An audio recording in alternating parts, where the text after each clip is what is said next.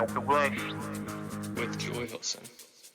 Hello, dear friends, and welcome to another episode of Life of Love, where we gather each week to get inspiration, support, and just find out how to show up as our best selves. And today is no exception. We have a really amazing guest, and he's going to share with us his story and the way he inspires people as an approach coach and a transformational guide and ceremonialist. So, Michael Peterson, welcome to Life of Love. We're so excited to have you. Thanks for having me on. It's a pleasure to be here. Yeah, well, I was really enthralled with your bio. And when we spoke, just before we started recording, I knew it was going to be a special message. And, I just admire how you witness people grow with growth and resilience and bring people to their highest potential. And I was really struck by, the mission of supporting our becoming and how you stated that as because I feel like we're always becoming something. We're never the same. We're always developing something in us, and if we're not, then we might become frustrated and feel stuck. So it's just such a timely topic of just showing up as your best self, and it's so in alignment with what my mission is with this podcast and our community that we gather. And so I'm just really excited to pick your brain on all this stuff. Thanks for being here. I'm excited to have my brain picked. This topic of what does it actually mean to be our best selves? How do we go through this process of becoming and not get stuck in the addiction to arrive at the destination, or get addicted to the stress of always needing to be better, always needing to be better? It's a really interesting dance within ourselves. And so it's something that's always fascinated me, and I love talking about it and helping people go through that process and find their own way. Yeah. And I'd like to pick that apart a minute, because when you say that, it just sparks in me that, if you're rushing to get to where you're going, you're not, proverbial smelling the roses. Stop and smell the roses. There's beauty, there's admiration, there's everything around you at all times.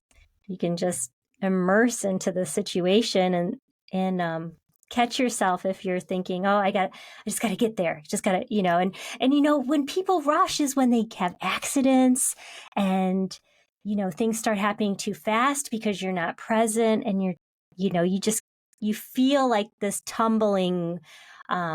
It makes me think of a tumbleweed. You're just like, whoa, just get through the day, and you're picking up all this crap along with you, and you're just like, ah.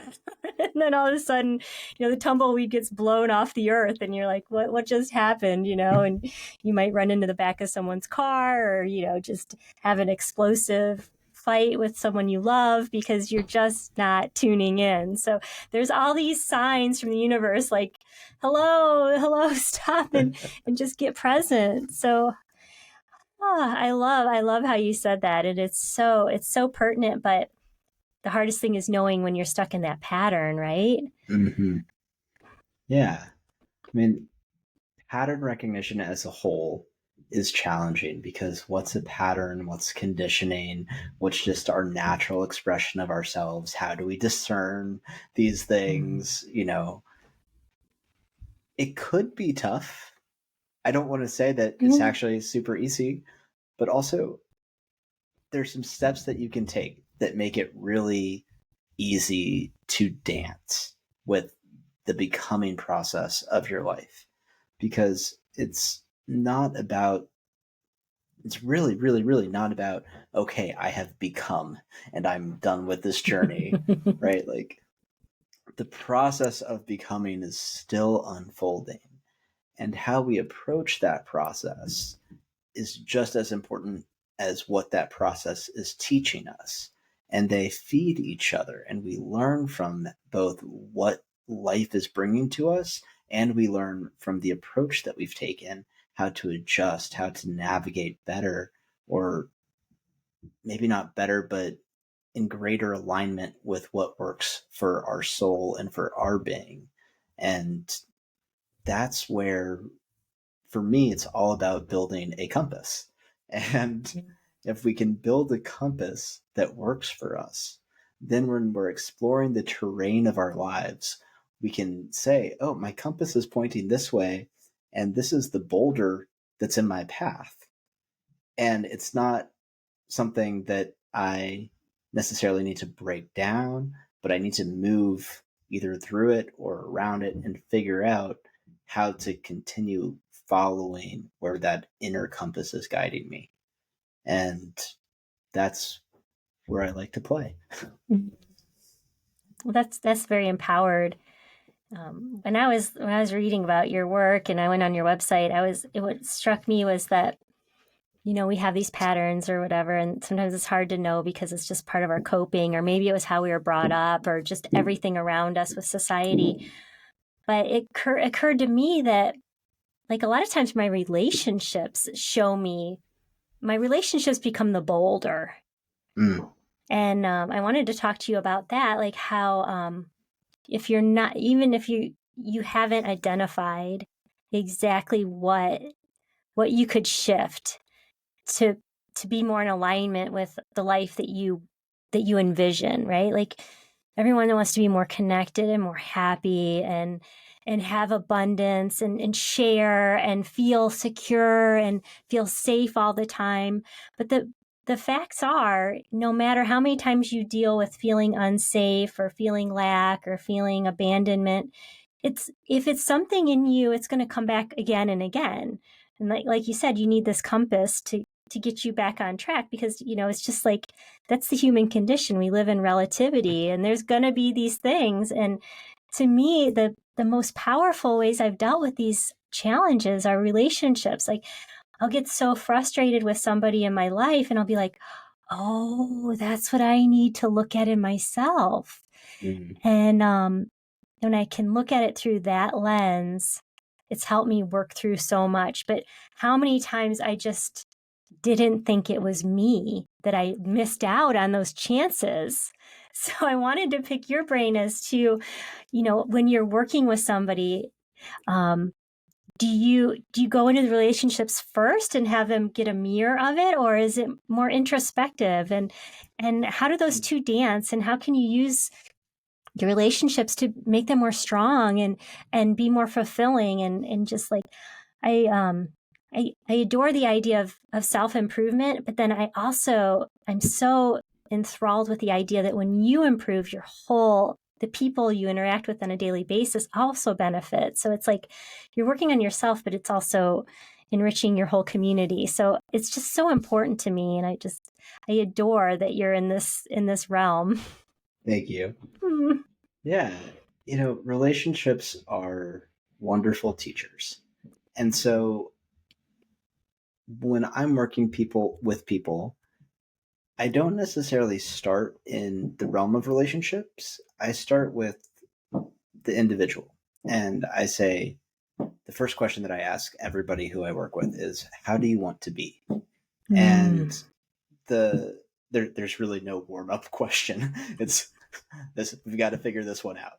Yeah, if you don't have a clear identity of what that makes sense. And, my job is to empower individuals and help individuals find their empowerment. Because once you have the empowered individual, then you can have empowered relationships and empowered partnerships and empowered units, and then empowered societies and networks and cultures, and it builds up from there. But, if you're not empowered within yourself, your relationship's going to crumble, or it's going to crumble until you recognize where you're not self-empowered, and then you're going to build that up, hopefully with the support of your partner. But they do act as a mirror, relationships. And, there's so many ways that I could answer this question right now. But when we understand how we want to be, and I want to be very clear here for people who are listening, when I'm talking about how we want to be, I'm very much so not talking about what it is that we do. I'm not talking about our vocation. I'm not talking about what we're doing in our lives. What I'm talking about is, how do we want to be in our bodies, in relationships? And the first relationship that we have is our relationship with ourselves. And so every other relationship is there to reflect back or trigger things within you to bring them up. And, right before we jumped on this call, you were sharing that your 23rd wedding anniversary is coming up.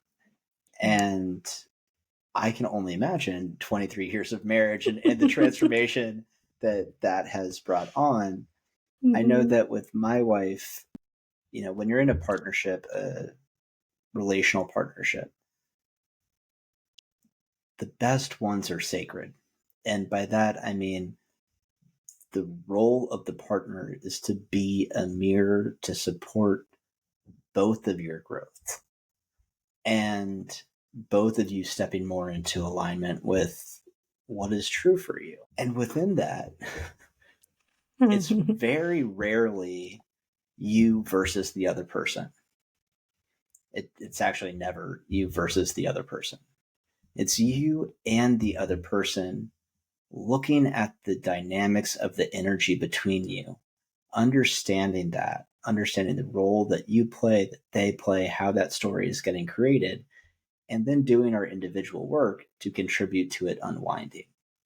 And that is how we start finding self-empowerment, by allowing ourselves to be real and honest with, the energetic dynamics, instead of just saying, oh man, I was talking with Julie and she was asking me these really hard questions and it brought up whatever feelings. And that's codependence. Mm-hmm.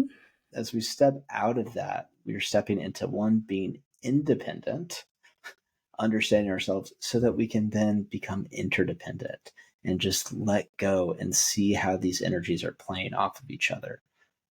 Does that start to answer your question?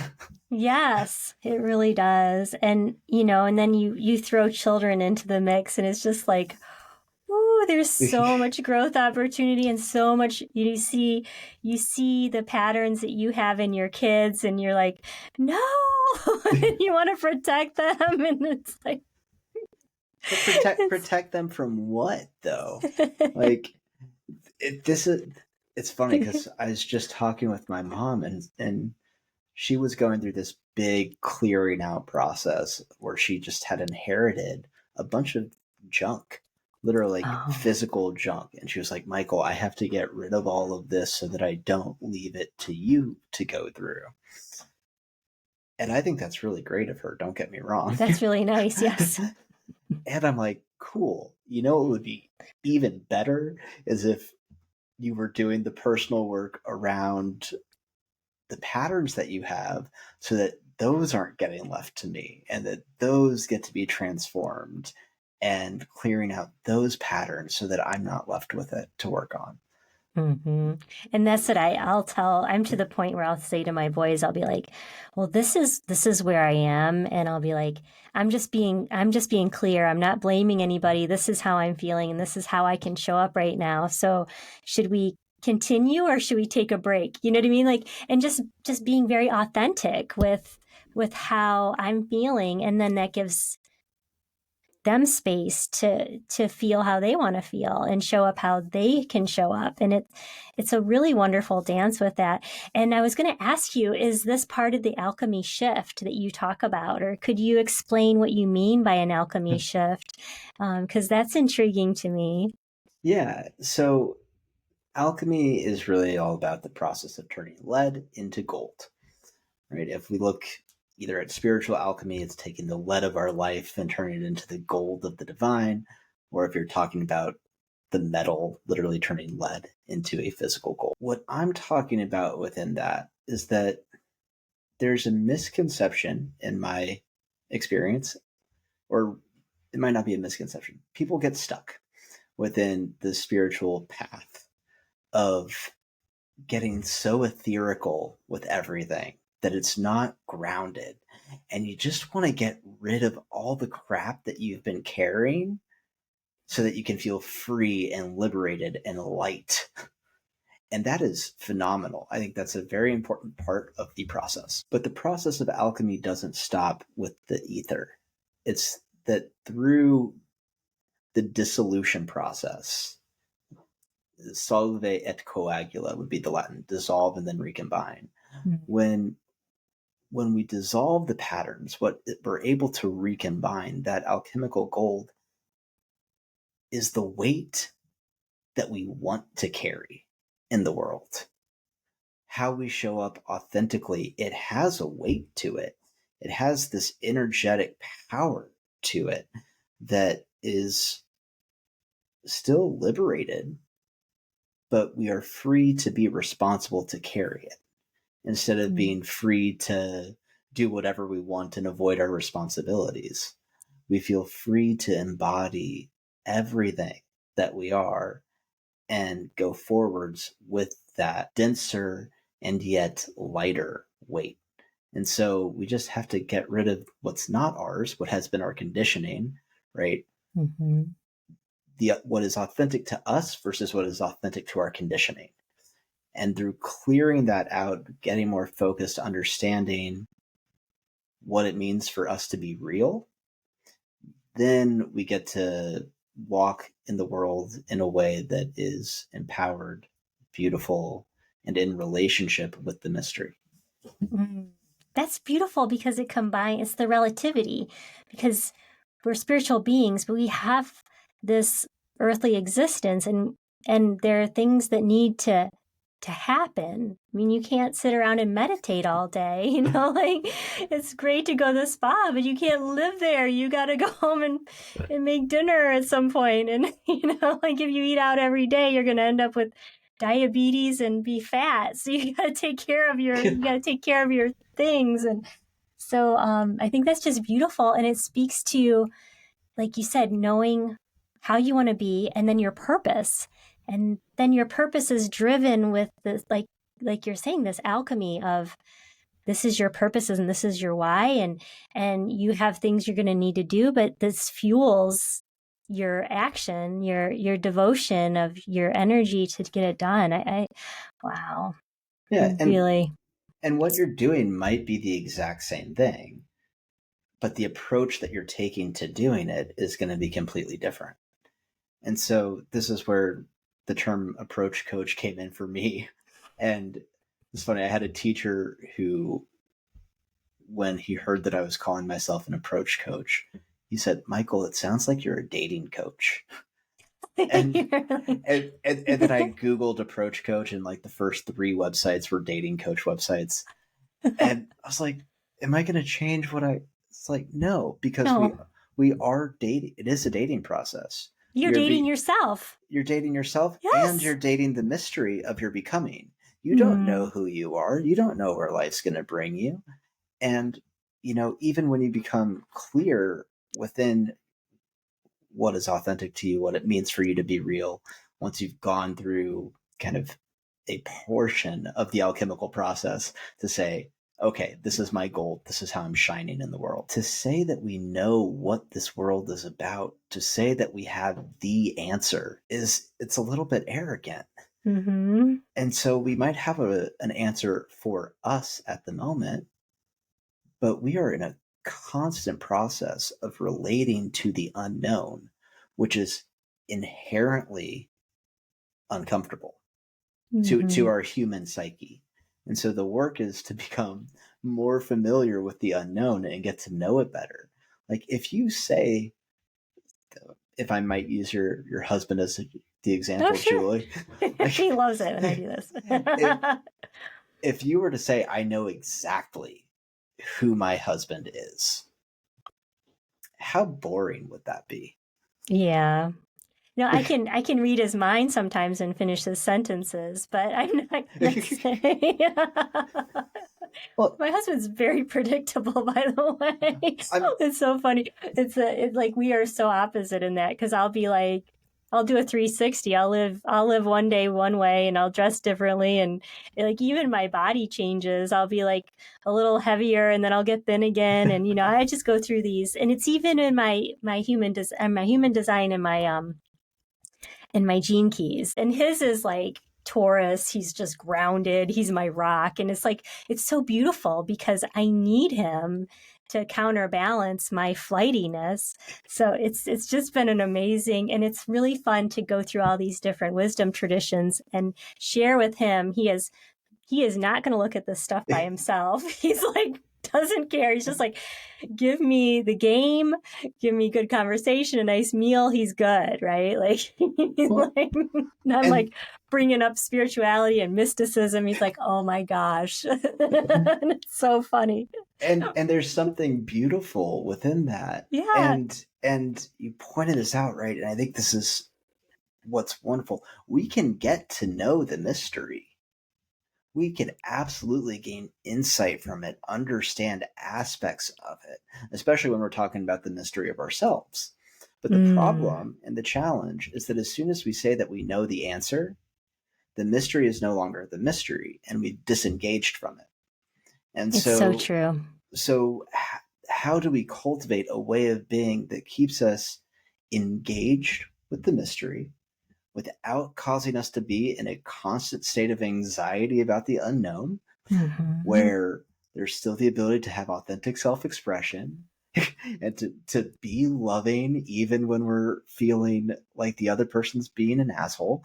And we're like, and also loving to ourselves, and systems that you pointed them out, like human design and gene keys, which I absolutely love.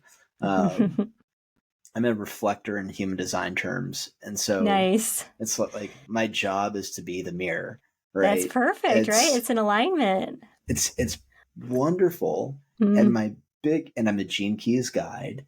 And so my biggest pet peeve of these systems, which are totally worth studying and delving into for everybody listening, they're wonderful, is when people approach them wanting to be told who they are instead of using them as this investigation framework and say, okay, how is this informing my discovery of who I am?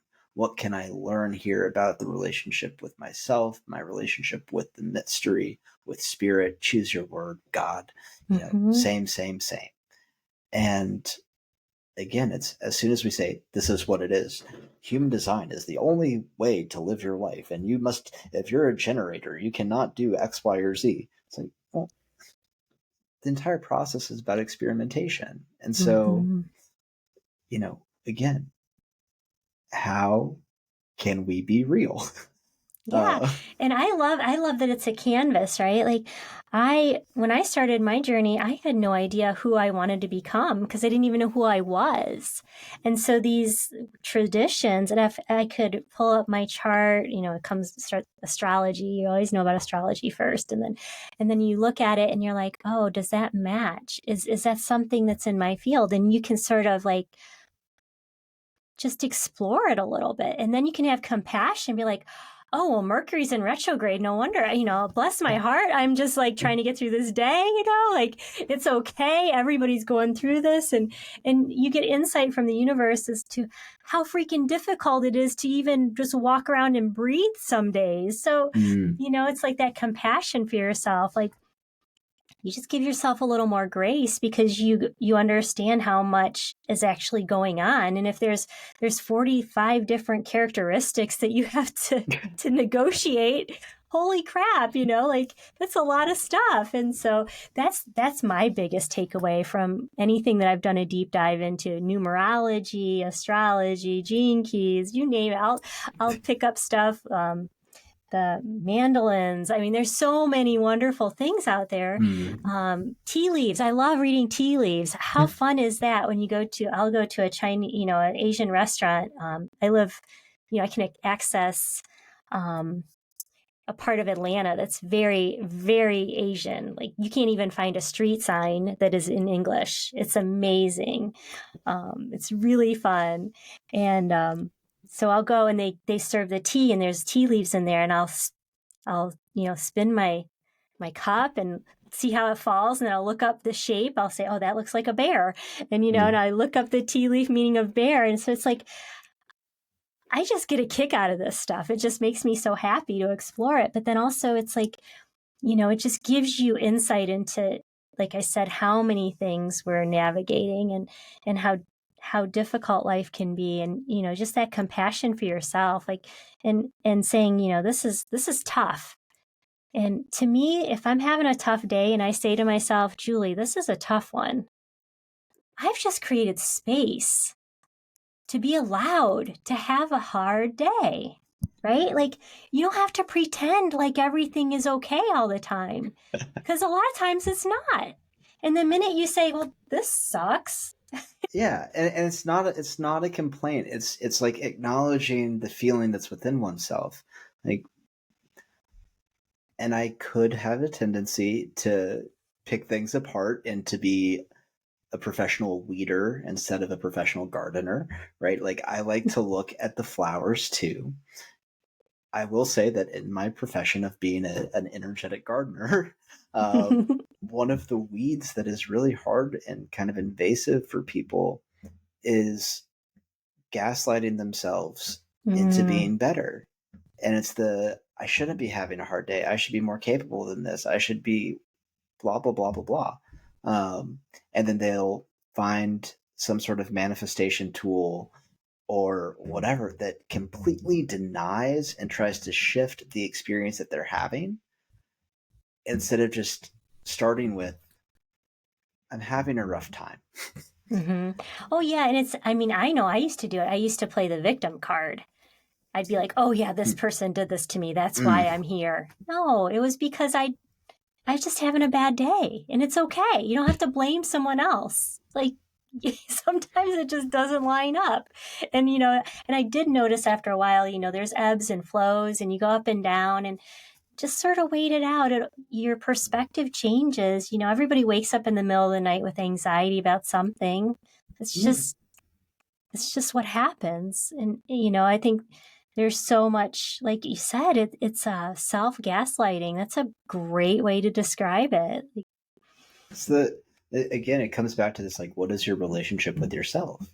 And I had, at least in an earlier part of my journey, one of the ceremonies that I had was, it started with me just being really, really hard on myself. I was calling myself names and doing it all as a way of motivating me to grow, right?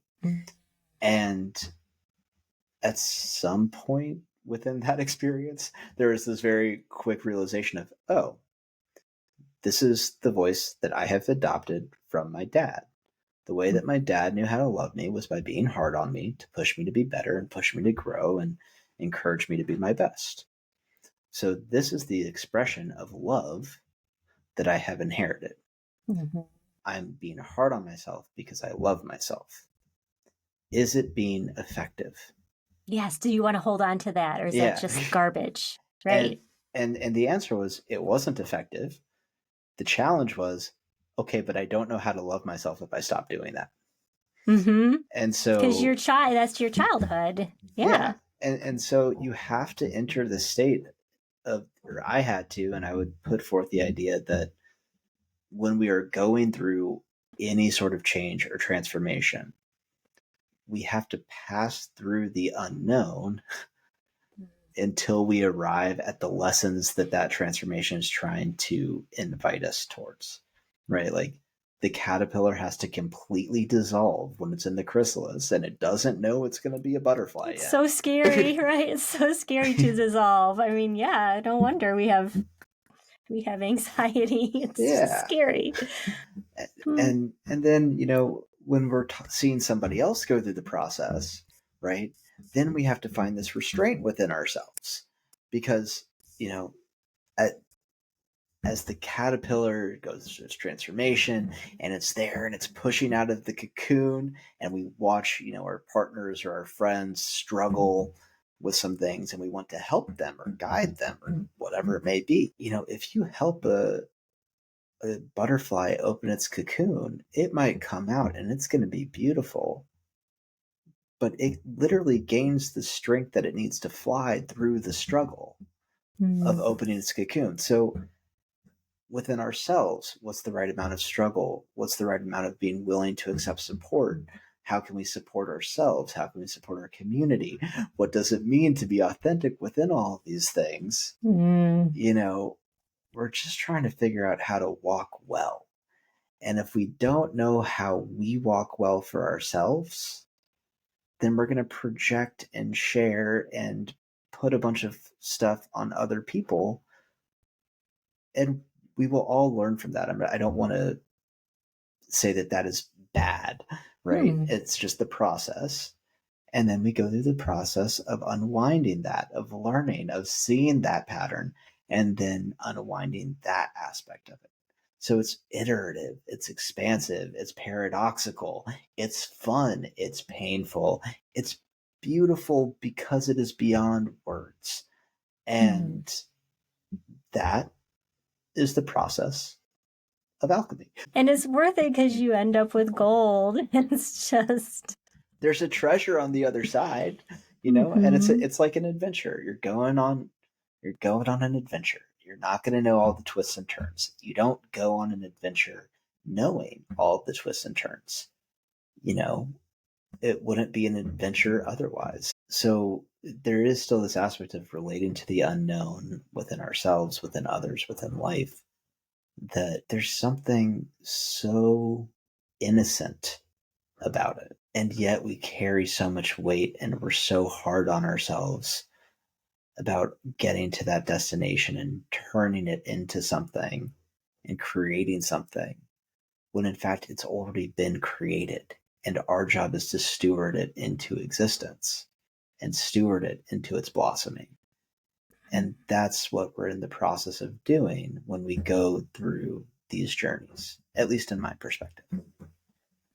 And do you think these, like gene keys and human design, do you think that's a proof that it's all laid out in front of us already? I always wonder, because if we're all here to fulfill a role that only we can do, like we have a unique signature to show up and we're feeding the whole, is that validation that our signature is so unique that the way we interact with these things is I don't know, it's a tool, but I just always wonder about that.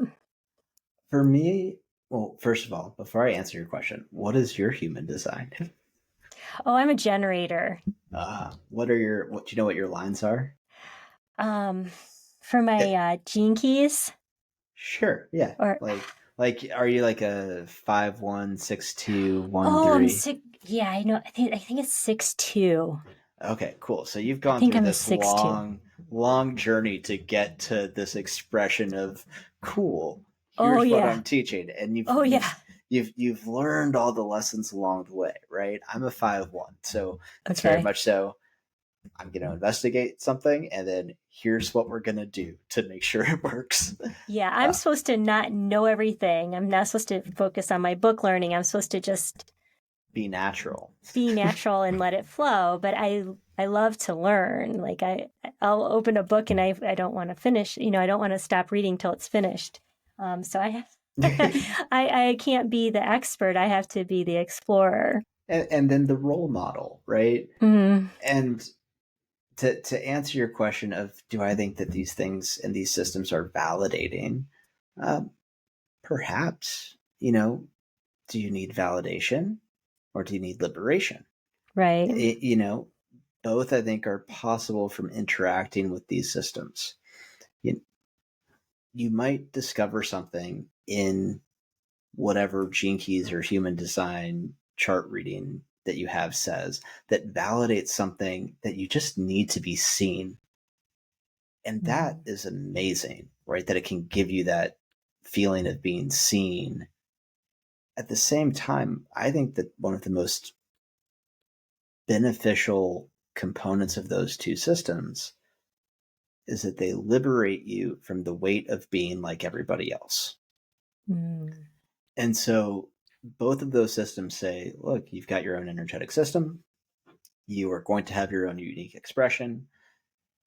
You don't have to worry about being like everybody else. If you are a projector, you shouldn't worry about being like a generator. If you are a generator, you shouldn't worry about being like a manifester, whatever it may be. And then once you're in your own design, you can talk to other generators. I could talk to other reflectors, but my chart is very unique to me. Everybody's chart is unique to them.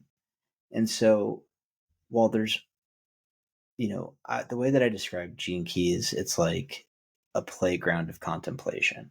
It Mm. gives me things to explore and dive into with myself and see what sticks and what doesn't. And maybe I like the monkey bars, maybe I like the slide. There's different approaches that I can play with there. And human design is like understanding what type of car you might be driving.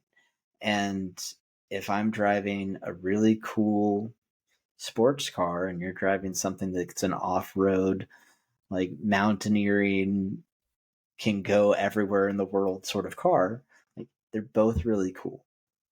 And human design, it's about what I don't like about human design, but it's also part of the system, is it's about accepting your design, right? And uh, my design is literally based around not letting anybody tell me who I am and being a heretic. So it's inherently paradoxical. Gene Keys opens up a lot more of an introspective contemplation around these things. But they're experiments. If somebody from those communities were to tell you, this is who you are, this is how you operate, this is X, Y, and Z, if something resonates with you, great. If you want to try on that hat for a while and play around with what it's like to live by your strategy and authority, you might learn something. But you have to experiment with it and you have to engage with it. And it's going to be your own journey that teaches you, not what somebody else said. Your history teacher in high school can teach you all about, the dynamics of and cycles of history. But until you're out in the world, it's all just mental. And we're in a process of embodiment. And how do we embody and move past just this mental level and the emotional level to embody the spiritual energy that's coming through and to allow ourselves to fully radiate that from every single cell of our being? I think that's a question. Yeah, and to me, I just like going in there and being like, well, seems like this is a shadow I'm having. Let me look at the gift. Let me look at the city. Let me, the highest expression of this shadow, because it's all continuum and it's all okay. It's not bad to be in your shadow. It's just your choice at that time of how you want to perceive. And to me, it helps me like orient to where I could go. And sometimes I want to stay in the shadow. I'm like, I'm good in the shadow and it's okay because you got to run it through. So that's what I love about the Gene Keys is just the whole idea that I can look at something and be like, oh yeah, that's a shadow. And I can look at someone else and be like, oh, they're playing in their shadow and it's okay. Like I hold space for them. And sometimes if you just tell someone what you see, they might get mad because they don't want to hear it. But a lot of times they're like, yeah, you get me. And that's sort of fun to be a person to just see someone else and be like, you got this, because everyone, I see what you're going through, and it's temporary. Nothing's forever unless you're done living, and then you're not becoming anymore. Then you don't have to worry about being creative or showing up for your highest good. You're not becoming anymore. You're in the other ethers, and that's good too. Yeah. And like being that clear mirror when you're reflecting back to somebody what you see, right?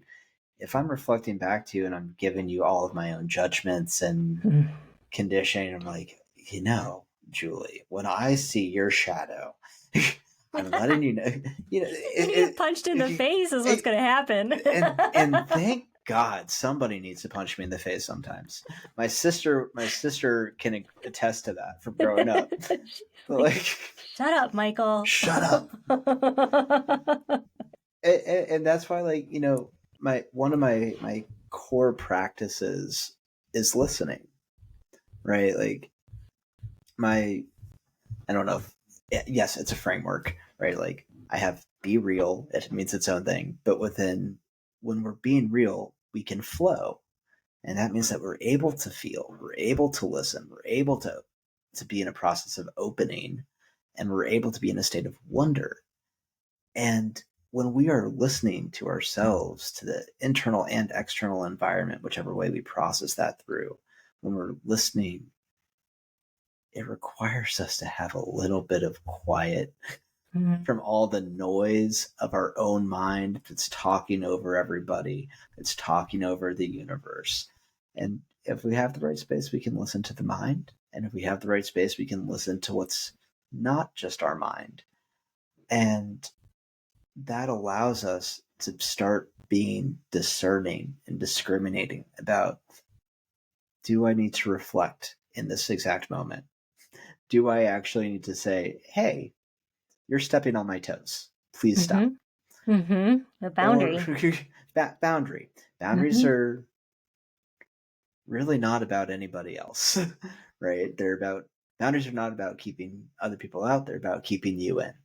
That is, I forget who said it, but I loved that line. And I was like, yes. That's a gem. This is my container for me. And it doesn't mean anything prescriptive about you, but I might have an insight about that pattern and that behavior that I can then recognize within myself. And we get to craft that and see that. And when there's sticky stuff, yeah, we can do energy work. We can bring in the gene keys and see if that unlocks something. We can go for a run or move our bodies, do some qigong, yoga, prayer, whatever it may be. There's different ways to unlock these patterns. I just like energy work because I like being very detailed and saying, okay, what's going on? Let's get into the energetics. Let's clear out the energetic portion so that it filters into the rest of your life and resonates. Because what I'm interested in is completely shifting how the energy flow of spiritual energy, divine energy, cosmic energy, the mystery flows through your vessel so that it can express in a clearer, cleaner way in alignment with the being that you have decided in relationship with the mystery that you would like to be. And that means that I just have to get out of the way. And just to know that's possible, that it's not something reserved for somebody who's clergy or it's not a profession, it's a divine right. Yeah. To access that. And holding space for that, it's huge. I mean, that's something that I don't think we were really talking about 15 years ago. This is beautiful energetics that we're in and around right now. There's so much new and old wisdom that is being released and available now that it can be slightly overwhelming. It can be. And this is where, having a guide, having spiritual friends, and helping us navigate through this terrain can be useful, but we still have to navigate it. Like if we're going to go to the gym, we can get a personal trainer. They can't work out for us though. Right. So within all of this beautiful thing that's coming through, yeah, how do we get to that recognition that everything is sacred? Every experience is there. This whole entire idea of original sin and this like separation from God that we must repair ourselves.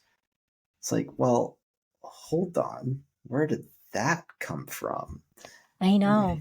And I have to interject because please, sorry. I'm listening to this audiobook right now. It's called Conversations with God. And I don't know if you've ever seen it's a really, there's 3 volumes. I'm in the second one. This man was just like, God, what's going on? Why?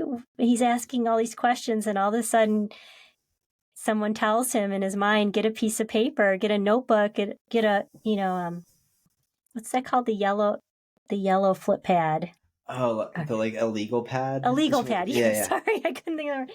He get a legal pad and a pen, and he just started writing out these conversations with God.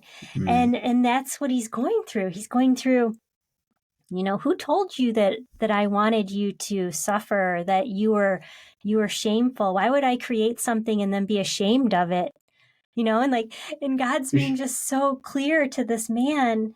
his name's Neil. I can't remember his last name, but it's Conversations with God. It's amazing.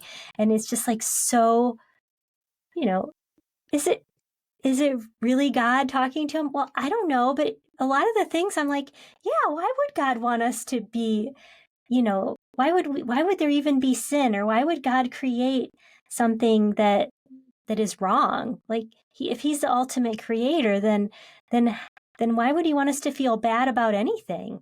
Like his children, and that God really just wants us to call him Father, and that makes God melt. The creator is the Father, and whether it's source energy, God, however you identify with it, it's still creator energy. And just to be like honoring that it's inside of you because you're alive and breathing, that we're all divine. Yeah. And owning it. And I it's funny because my mind immediately goes to the and. Yeah. But there's, when we feel shame about something, there is such a thing as healthy shame. And that's because we're operating from a place of, oh, I realized that I was out of alignment with my being. You missed the mark, right? I missed the mark. Mm-hmm. And that's okay. We don't have to hold on to that shame or put judgment around it because we're working towards these things. It's also not an excuse to continue missing the mark ad infinitum. Because, right. Well, then you get this karma all around you that you're like doesn't matter anyway. You're creating this world. Yeah. If you are aware that you are missing the mark and you just say, that's cool, I'm just going to keep missing the mark because I'm like, okay, that's great. Can you admit that you do not care that you are missing the mark? Can you be that level of authentic with yourself? And if you're like, you know what, I just don't care that I'm missing the mark because I'm doing this, this, and this, and this is where I'm at. Mm-hmm. That is a great foundation to start at. That's really cool. That's really cool. Because that's accountability. That's movement. It's awareness.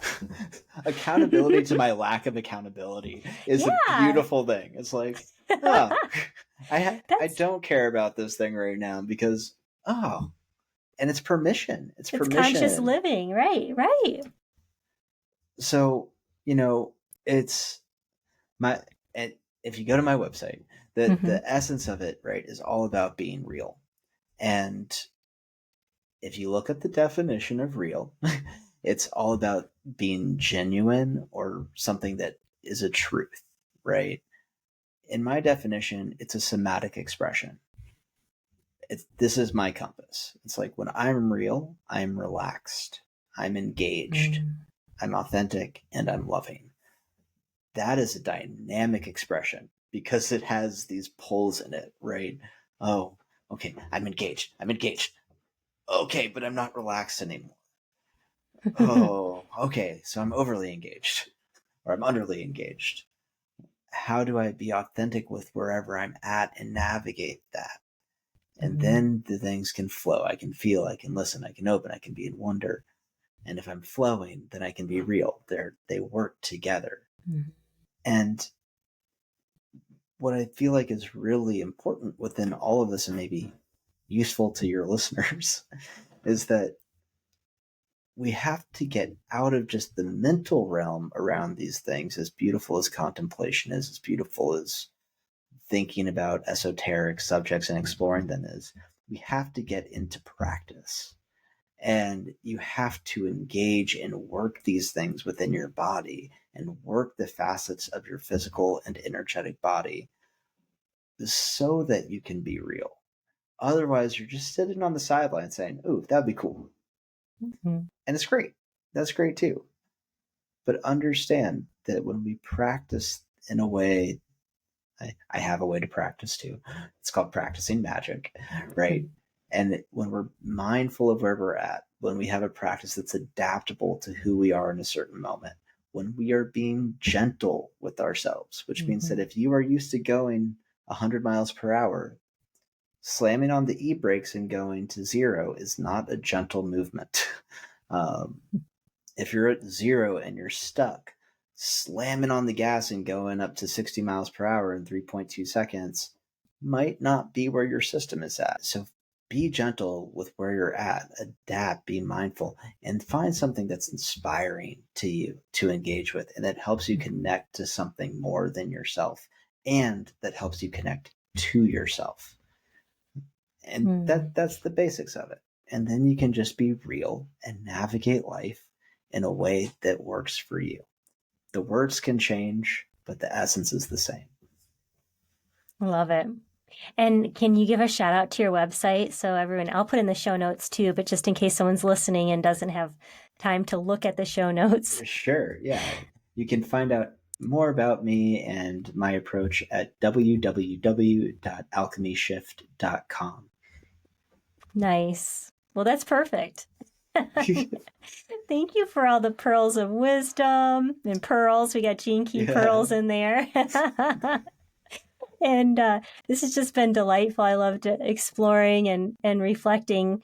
Thank you for showing me what you showed me. I appreciate it so much. Thanks for having me on, Julie. Yeah. Anytime.